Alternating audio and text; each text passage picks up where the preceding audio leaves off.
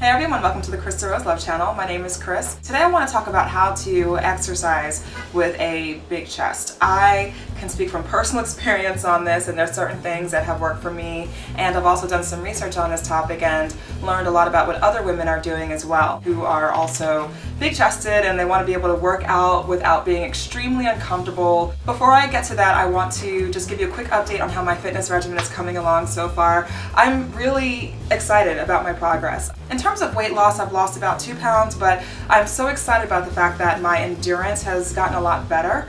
For example, I can increase my intensity and my levels with my cardio workouts at the gym, as well as my strength training. I'm able to increase the weight by a little bit on all of the machines that I'm doing. So every time I go to the gym, my endurance is getting better, and I'm pushing and pushing myself a lot more. So, you know, if you ever see me at the gym, I'm drenched. One of the things that I think is kind of funny that I do, but I don't care, is I get my mean face on. Like when I'm really hitting that speed on the treadmill and I'm going for it and I'm like going really fast for a long stretch of time and I'm increasing the incline, if I'm really pushing at it, I'm gonna get my mean face on. So if you have to put your mean face on when you're working out, put it on, because it'll just let you get out that stress or whatever is inside of you, and you'll have a good time as well. So because we're all doing a fitness challenge together, let me know how your fitness goals are coming along in the comments below.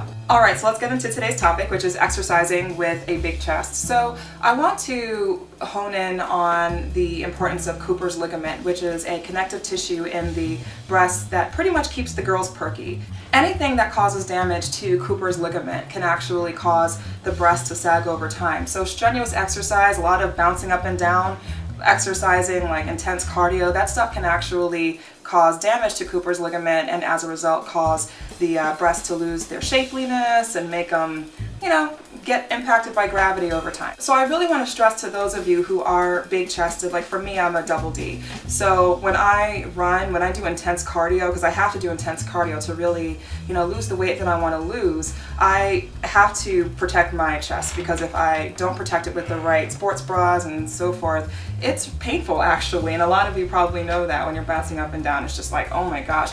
But don't fret, because with the right protective gear, you will be fine, and I have found that what I wear actually makes my whole workout experience a lot easier. So let me show you some of the things that I do. So my first tip is to make sure that you wear supportive sports bras. So this is an example of a sports bra by Nike that doesn't have inner lining inside of it, but it's a very thick, stretchy material, so it's very comfortable for me to wear. This is what the inside, let me turn it inside out for you guys.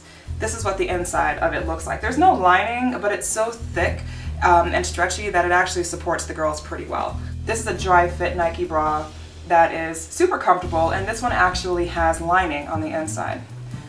So for example, you know, if you feel more comfortable with like underwire bras, lining in your bras, this is definitely something you might want to consider with this type of lining on the inside. So both of these bras are super comfortable for me. This one is thick and stretchy, and this one has the lining in it that supports the girls. This is an example of a bra that I don't know what the brand is, but it's an example of a bra that I don't wear. It's just very loose, you know, there's no lining in it, and I'll show it to you on camera again. It's just something I choose not to wear unless I have a shelf top, and I'll get into that in a second.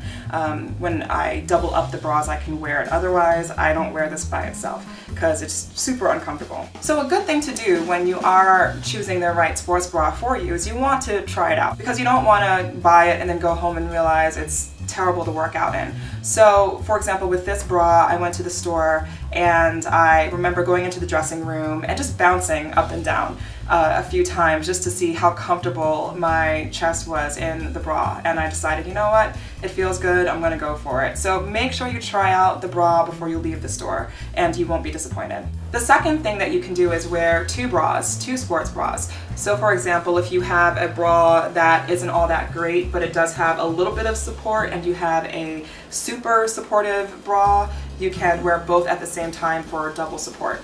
And my next clothing tip is to get tops with a shelf in it. So for example, this is a basic tank top that you can wear at the gym, but the cool thing is it has a little shelf in there. So you can see that, and so it has a built-in shelf, but if you're heavy chested, Just wearing this with the shelf by itself, ooh, that's painful. So ideally with a shelf top bra, you want to make sure you wear a comfortable, super supportive sports bra underneath to get the maximum support for your chest. And there are just a couple other tips that I wanted to mention. For example, doing back strengthening exercises. They help support the weight of your chest. A lot of you may know that having a big chest can actually cause poor posture. So try out exercises like yoga or Pilates that can help you with lengthening your spine and just keeping a good posture overall. So that's pretty much it. Thanks for watching. I have more videos on the way, so stay tuned and have a great workout.